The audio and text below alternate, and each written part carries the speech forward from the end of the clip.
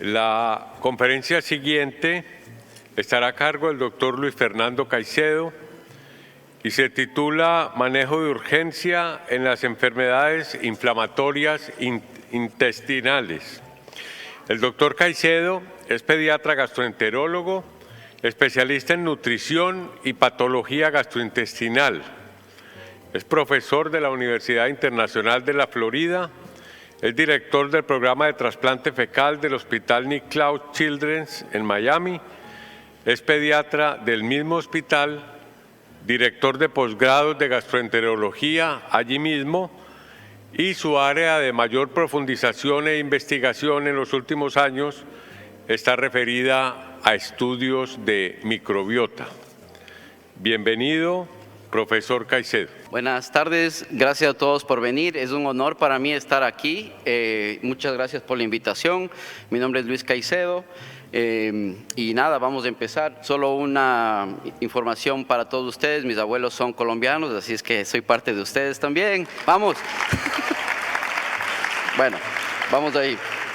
Entonces, un poquito de mi background. Yo estudié medicina en la Universidad Católica de Quito, hice mi residencia en Miami Children's Hospital, ahora se llama Nicholas Children's Hospital, después de que Jack Nicklaus donó $120 millones, o si ustedes quieren que su hospital tiene su nombre, pues 120 millones de dólares.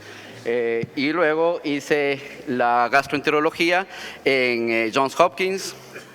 Estos son mis conflictos de interés que no tienen relación con lo que vamos a hablar el día de ahora, y estos son los objetivos. Muy importante entender la demografía de la enfermedad inflamatoria intestinal, reconocer la diferencia entre Crohn's y colitis ulcerativa, el manejo y el diagnóstico de esta enfermedad, y luego al final vamos a poner un poquito más de emoción en lo que es las emergencias en la enfermedad inflamatoria intestinal. Importantísima esta slide en donde demuestra que la enfermedad inflamatoria intestinal es una enfermedad global. Generalmente nosotros le llamamos de arriba para abajo, es decir, de países industrializados como Estados Unidos, Europa, bueno, Australia no tan arriba, pero países industrializados es donde encuentras más este tipo de enfermedad, y en países en desarrollo, en subdesarrollo, encontramos menos. Aquí un punto importante de nuestra experiencia en el Miami Children's, Nicholas Children's, donde nosotros estamos viendo un aumento de los casos de enfermedad inflamatoria intestinal en pediatría, alrededor de 3 a 5 pacientes por semana nuevos nosotros diagnosticamos con enfermedad inflamatoria intestinal, y lo que es más alarmante es que estamos viendo más casos, sobre todo en lo que nosotros denominamos etapa temprana de enfermedad inflamatoria intestinal, que son Very Early Onset Inflammatory Bowel Disease, son niños que tienen menos de 5 años, y eso está súper llamativo. En ese sentido, en esto lo que nos corresponde, que es Sudamérica, nosotros ya estamos viendo un aumento de la prevalencia de enfermedad inflamatoria intestinal en países como Brasil y Argentina sobre todo, y lo interesante de este slide es que estamos viendo que en el pasado se veían más colitis ulcerativa, pero en Estados Unidos, Europa, Australia empezaron a cambiar esta tendencia, y ahora se ve más enfermedad de Crohn's, sobre todo en niños pequeños, y aquí en Sudamérica está pasando lo mismo. Entonces, ¿por qué está pasando eso? Nosotros llamamos esto la occidentalización de la cultura, ¿no? Lo que es las dietas, lamentablemente nos tratamos de parecer mucho a los de Estados Unidos, del McDonald's y ese tipo de comidas, el abuso de antibióticos, el abuso de las cesáreas, etcétera. En ese sentido, nosotros tenemos aquí una experiencia nuestra. Nosotros presentamos esto en la Sociedad Gastroenterología de Norteamérica de adultos y de niños, y esta es experiencia nuestra en cuanto a este grupo específico que nos tiene más preocupados, que son los niños de menores de 5 años.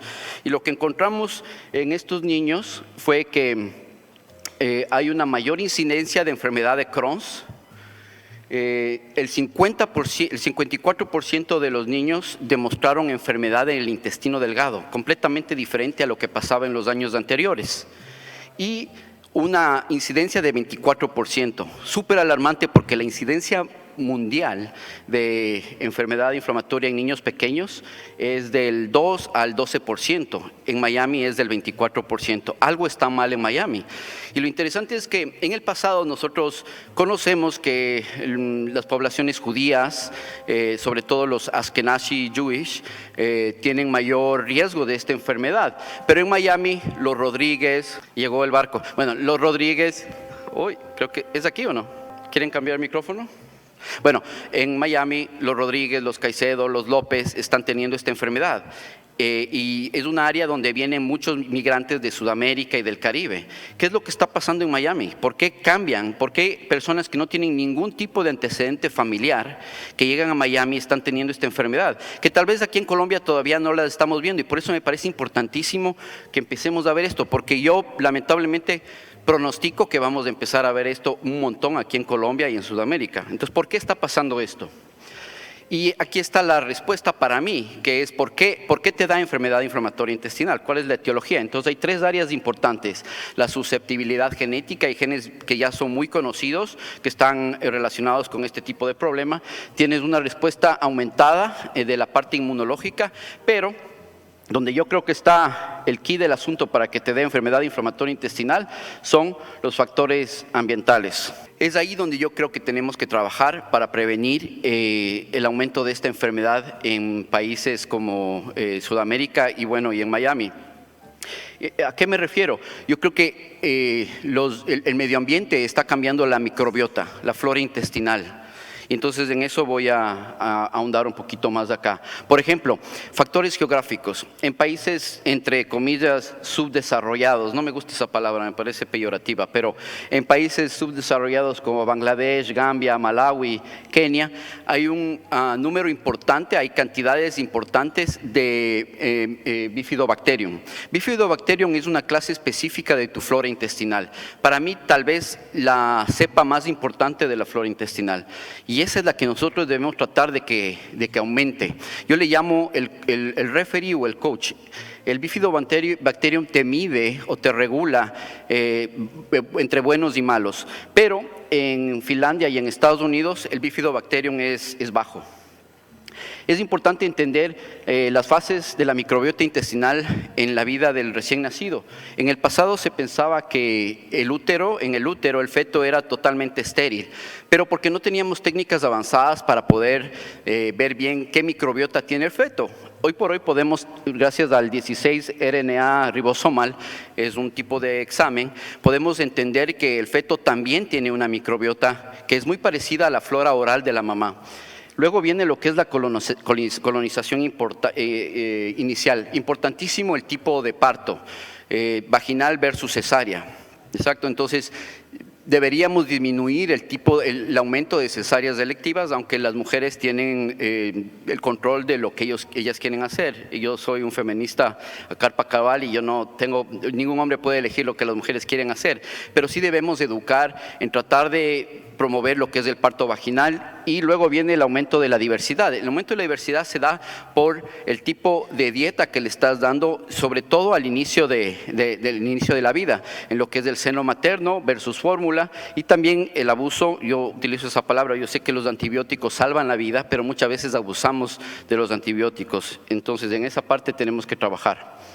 La microbiota intestinal durante la vida va cambiando. Y cuando yo hablo de microbiota, me gusta que le pongamos atención a los colores. Si tú ves los colores del pequeño, tiene un tipo de color versus el del adulto mayor en la vejez, y el niño y el adulto normal, o no normal, sino el adulto. Y entonces nosotros adquirimos la microbiota del adulto al tercer año, y eso va a estar influenciado, como les decía, por la alimentación de la madre, el tipo de parto, si has tenido antibióticos, dónde vives, y entonces debemos tratar de modificar ese tipo de variables para que disminuya este tipo de problemas. Ahora vamos a enfocarnos en los jóvenes. En pediatría, en cuanto a enfermedad inflamatoria intestinal, el 25% de todos los casos está en pediatría. Se estima que alrededor de 1 millón de personas en Estados Unidos tienen enfermedad inflamatoria intestinal, entonces es una enfermedad bastante frecuente. Un poquito recordarles la diferencia entre enfermedad de Crohn y colitis ulcerativa. La enfermedad de Crohn puede afectar en cualquier parte del tracto digestivo, desde la boca hasta el recto, el ano. En la colitis ulcerativa generalmente solo se enfoca en lo que es del colon. El patrón de la enfermedad de Crohn es discontinuo, va en parches. En cambio, en colitis ulcerativa es continuo. En la enfermedad de Crohn no se afecta el recto, en la colitis ulcerativa se afecta el recto. Cuando tú haces una endoscopía, una colonoscopía y encuentras granulomas, ya estás con el diagnóstico.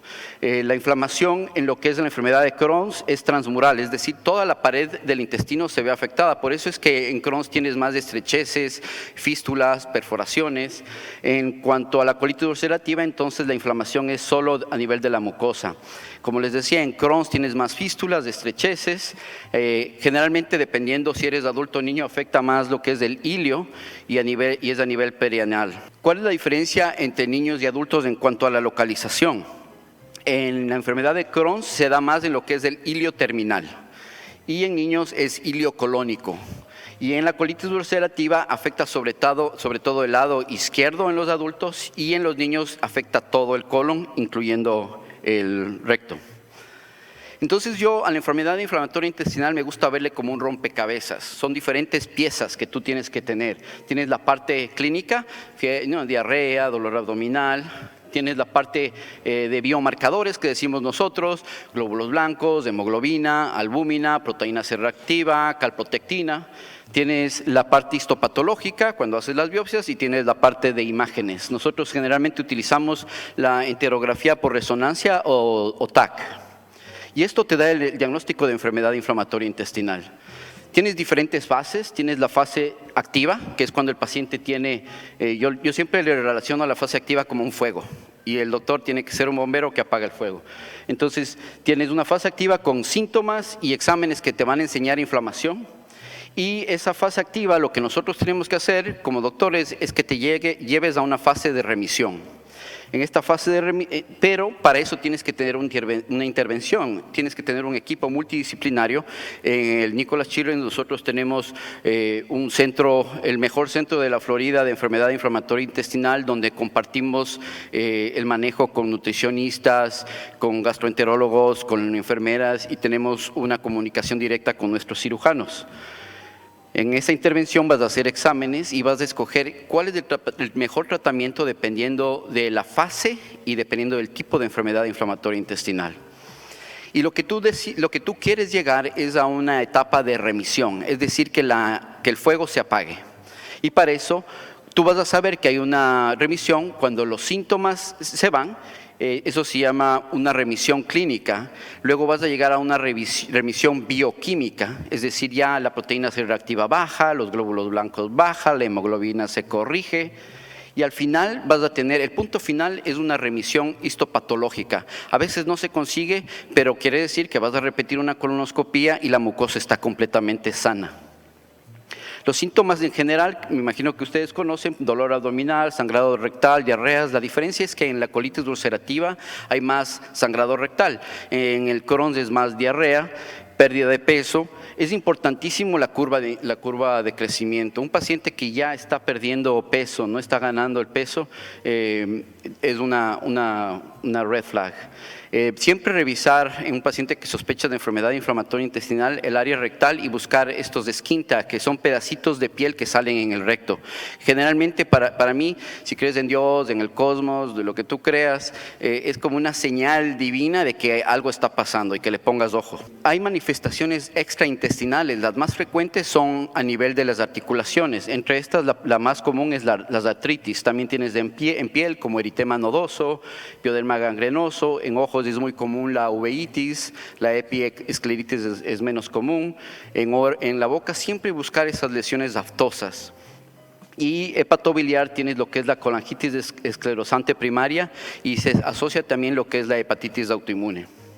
Aquí ejemplos de la epiescleritis y el eritema nodoso. Para que tú puedas dar un buen manejo tienes que tener una buena clasificación. Hay diferentes tipos de clasificaciones. Hay la de clasificación anatómica que te dice, se llama el Paris Classification y te dice en dónde está la enfermedad. Y de ahí tienes la clasificación por la actividad de la enfermedad. Entonces puedes tener una, como les decía, en remisión, actividad leve, moderada y grave. Para lo que es enfermedad colitis ulcerativa tienes el PUCAI y para Crohn's el PCDI. Básicamente esta clasificación se enfoca en preguntar al paciente si hay diarreas, dolor de estómago. Un punto importantísimo que yo siempre pregunto y les enseño a mis residentes y a mis fellows es que pregunten si el paciente se despierta en medio de la noche. Ese es un marcador malo, ya sabes que algo malo está pasando. Por ejemplo, en el Crohn's también asociamos lo que es la parte nutricional y exámenes. Eso te va a determinar qué tipo de tratamiento vas a dar. Entonces, en cuanto al tratamiento, como les decía, tienes una fase activa. En esa fase activa tienes que buscar un medicamento o una terapia que te va a llevar a la inducción. Vas a inducir una remisión, Y una vez que tengas la remisión, vas a buscar un tratamiento que te mantenga apagado el fuego. Y entonces lo que tú quieres tratar de escoger es una medicina que te ayude a hacer la inducción y el mantenimiento al mismo tiempo, porque así no tienes que estar cambiando de medicinas. Vamos a hablar específicamente del tratamiento de enfermedad de Crohn's. Este es una pirámide. En el pasado se trataba de ir subiendo, éramos más cuidadosos, íbamos subiendo de a poco. Ahora el tratamiento que ha demostrado que vas a disminuir la morbilidad y la mortalidad es de arriba para abajo, y ni siquiera para abajo, te quedas de arriba. Entonces, en la inducción tienes nutrición enteral para enfermedad de Crohn's, ¿no?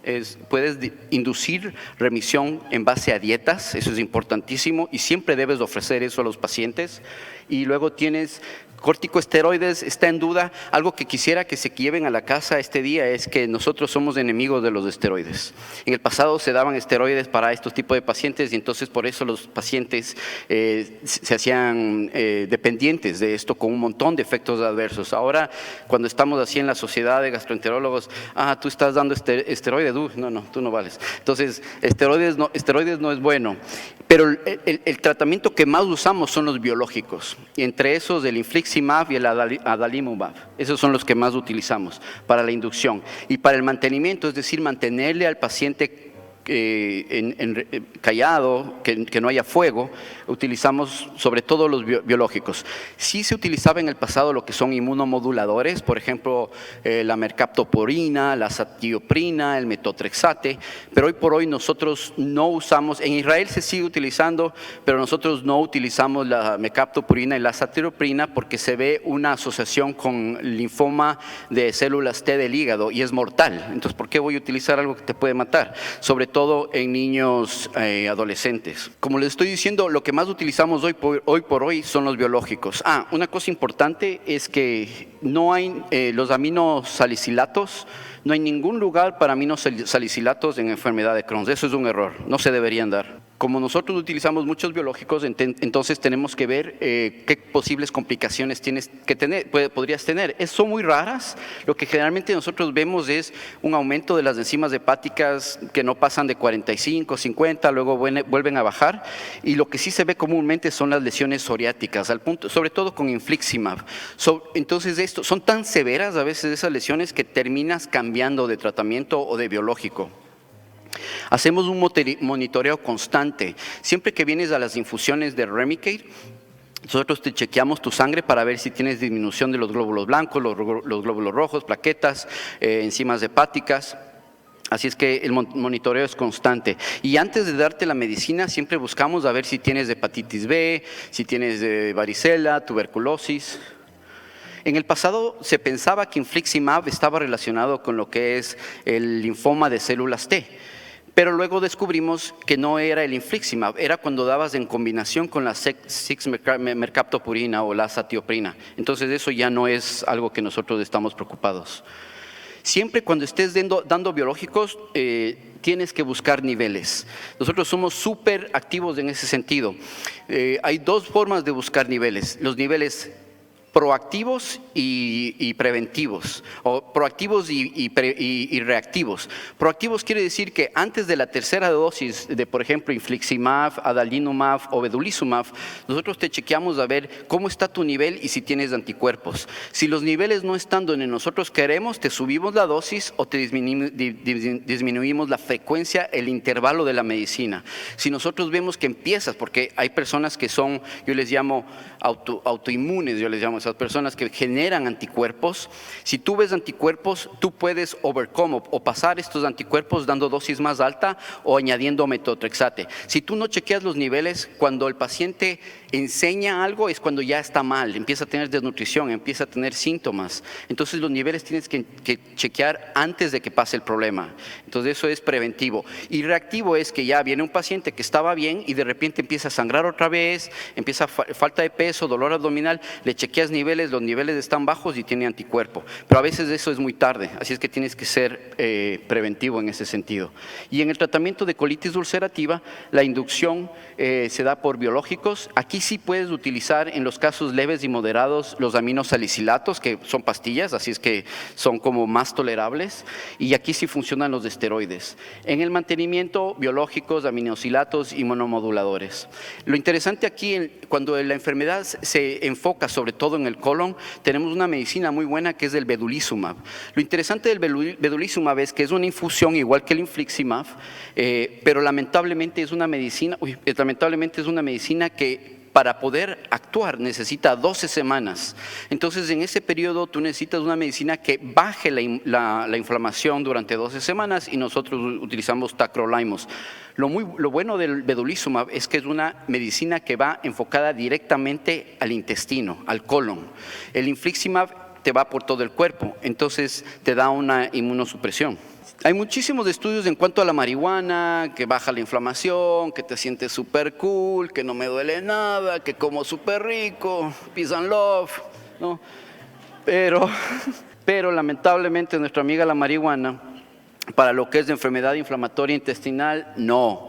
Ya los estudios indicaron, lo que pasa es que me siento súper cool, no voy donde el doctor, yo ya no necesito mi medicina, me como un montón de chocolate y no sé qué. Y no vas y no buscas ayuda. Y cuando buscas ayuda, a veces es muy tarde, estás inflamadísimo, hay mayor riesgo de perforación y estos pacientes tienen más cirugías. En cuanto a las vacunas, cuando no están incomprometidos no hay ninguna contraindicación. Es más, la vacuna del COVID es importantísimo darle a estos pacientes. Y cuando estás inmunocomprometido, por ejemplo, como infliximab, tienes que tener cuidado con las vacunas de virus vivos. Pero el COVID no está contraindicado. Tenemos una lista de mantenimiento que siempre seguimos. En el diagnóstico se hacen ciertos exámenes, anualmente estamos en seguimiento y luego tienes que hacer una transición adecuada al gastroenterólogo de adulto. Todo esto dirigido por nuestro Centro de Enfermedad Inflamatoria Intestinal. Ahora sí vamos a las emergencias, que me queda un poquito de tiempo. Voy a darle por casos. Paciente de 7 años con colitis ulcerativa, hace 3 meses, diagnosticado. Viene con dolor abdominal aguda, diarrea con sangre, fiebre. Se le encuentra que tiene Clostridium difícil y en el examen físico, hipotensión. Ya estamos mal. Si encuentras hipotensión en un paciente con colitis ulcerativa, mal. Este paciente estaba recibiendo esteroides y fumaba marihuana. Entonces este paciente tiene megacolon tóxico. El megacolon tóxico puede ser fatal. Necesitas unas imágenes, por lo menos una radiografía, porque vas a ver dilatación de por lo menos 6 centímetros en el colon transverso. Pérdida de austras en la radiografía, pero puedes hacer una tomografía también. Tiene una mortalidad de alrededor del 8%, en enfermedad inflamatoria intestinal no pasa del 2%, pero el 51% de todos los megacolon tóxicos son de pacientes con enfermedad inflamatoria intestinal. Y estos pacientes, básicamente el manejo es disminuir la distensión, sondas por arriba, por abajo, no darles de comer, pero cuando el paciente no mejora, terminas dando esteroides, que no es algo que a nosotros nos guste, y muchos de ellos terminan con cirugía. Estos son los criterios para megacolon tóxico. El siguiente caso es mujer de 13 años o niña con enfermedad de Crohn's que está en infliximab. Ella viene a tu oficina o al hospital diciendo estoy constipada, estoy estreñida, estoy con pérdida de peso y empiezo a vomitar. Ojo, enfermedad de Crohn's y constipación, mal.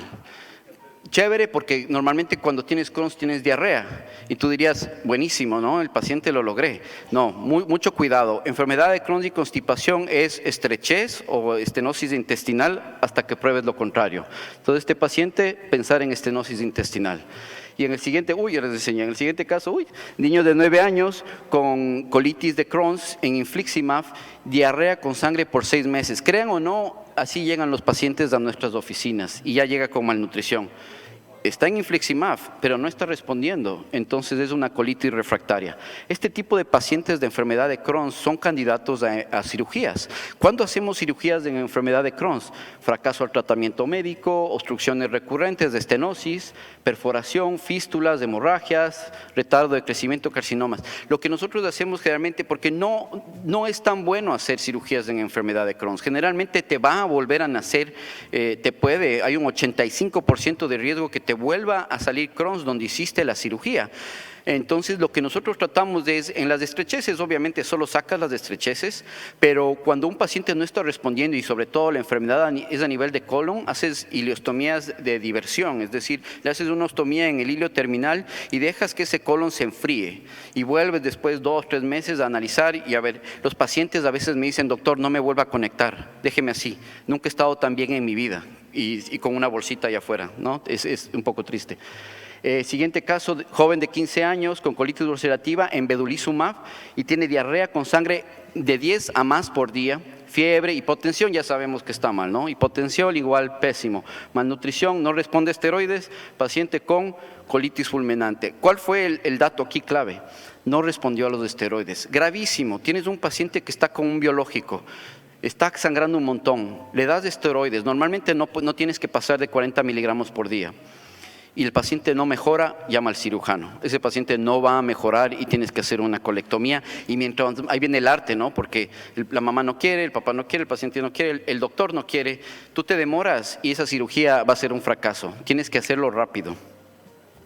Y el siguiente caso, joven de 15 años, colitis ulcerativa en vedolizumab, y parecido, ¿no? Diarrea con sangre 10 veces al día, pero no tiene problemas con esteroides, pero no está respondiendo al vedolizumab. Entonces, esta es una colitis refractaria. Esto también son pacientes que van a necesitar cirugía. Las indicaciones absolutas son hemorragia severa, perforación, cáncer o displasia, y esas son las indicaciones relativas. Lo importante en esto es que nosotros tendemos a hacer cirugías de colectomías totales, colectomías parciales, creamos una funda de hilio cerca del recto y también en ellos se hacen ileostomías por diversión, es decir, se les deja que el colon se enfríe y luego volvemos a ver si es que le reconectamos. En este caso, niño de 11 años, colitis ulcerativa en adalimumab, está hospitalizado con diarrea con sangre por 5 días, el niño no se mueve, dolor abdominal, está desnutrido y entonces el equipo de gastroenterología decide que hay que hacerle una nutrición parenteral, hay que ponerle una vía central y darle nutrición por esa vía. ¿Qué es lo importante de ese caso? Que ese niño debe recibir profilaxis de trombosis venosa profunda con enoxaparina. Yo me acuerdo de una niña en el Miami Children's que llegó de 12 años y no se movió nunca, llegó ya de otro hospital, no se movía y tuvo una trombosis en el cerebro. Es fatal. Lamentablemente este tipo de protocolos todavía no están estandarizados. Nosotros somos súper activos en ese sentido y ya les voy a enseñar por qué. Y este otro paciente que viene con 10 días de diarrea, vómito bilioso, cefalea y el Glasgow de 8, ¿no? Que es como la paciente que yo les había comentado. Esa paciente tuvo una trombosis de seno venoso cerebral. Entonces, los niños con enfermedad inflamatoria intestinal tienen un riesgo mayor de trombosis venosa profunda, sobre todo los pacientes con colitis ulcerativa o que tienen envuelto el colon. En Crohn's también, si es que tú tienes fístulas y estrecheces. En nuestro hospital nosotros creamos este protocolo para, en base a factores de riesgo, determinar qué paciente o no va a necesitar profilaxis. Y eso hacen los residentes en todos los pacientes nuestros con enfermedad inflamatoria intestinal. Esta es la doctora López González, que es nuestra fellow de primer año. La doctora Felipe siempre está a la cabeza de estos estudios. Y en este caso, el niño de 8 años con enfermedad inflamatoria intestinal con infliximab. Y esto a veces me muero de las iras, porque es un paciente que está en infliximab, no en nuestro hospital, gracias a Dios, pero ha pasado. va a la emergencia con fiebre, diarrea, dolor abdominal, le ven medio bien, a la casa. A veces le dan hasta un antibiótico, ¿no? Todo paciente que está con un biológico y fiebre, tú tienes que preguntarte, ¿estás con una enfermedad activa? ¿Estás con una infección? O inclusive con una infección por agentes oportunistas. Entonces lo importante es que es un paciente inmunocomprometido y tenemos que tratarlo como tal. El segundo es una mujer de 16 años con Crohn's que tiene fístulas, infliximab, llega a la emergencia con fiebre, dolor abdominal y tiene escalofríos. Otro paciente que a veces pasa, ¿no? Ya tienes la historia de fístulas y te está diciendo que tiene escalofríos. Tú por lo menos tienes que hacer una imagen. Son pacientes que tienes que descartar que hayan abscesos intraabdominales, pero a veces los mandan a la casa. Entonces, fiebre en enfermedad inflamatoria intestinal, sobre todo si están inmunomoduladores o biológicos, pensar en infecciones oportunistas, citomegalovirus, Epstein-Barr, varicela, tuberculosis en Sudamérica sobre todo. Sí, es raro tener estas infecciones, es del 1 al 2%, entonces tienes que descartar que hay infección o activación. Lo importante es hacer una buena evaluación, exámenes de sangre y cultivos, y acordarse que dolor abdominal, fiebre y escalofríos igual a abscesos intraabdominales. Es común, a veces vemos que cuando damos las infusiones los pacientes pueden tener reacciones a los biológicos, sobre todo en infliximab, son reacciones de hipersensibilidad o inclusive de shock anafiláctico. Para eso nosotros tenemos en nuestro centro protocolos profilácticos en donde se le da a los pacientes paracetamol y Benadryl. Si el paciente presenta reacciones como por ejemplo dolor de pecho, falta de aire, rash, dolor de cabeza, nosotros actuamos enseguida y le damos el tratamiento abortivo, que son dosis altas de esteroides, Benadryl, inclusive a veces de epinefrina. Y siempre buscamos los niveles de anticuerpos. Ya para terminar, estas son las futuras metas de la enfermedad inflamatoria intestinal: tratar de llegar a lo que nosotros llamamos mucosa healing, es que se sane la mucosa, tratar de modificar la enfermedad sobre todo con la dieta, buscar mejores marcadores predictivos y sobre todo empezar, como yo les había dicho, en esos primeros 5 años, 3 años de vida, en cambiar ese estilo de vida para ver si podemos disminuir la incidencia de esta enfermedad. Este es mi email, si ustedes necesitan escribirme, con todo gusto estoy a las órdenes. Muchas gracias.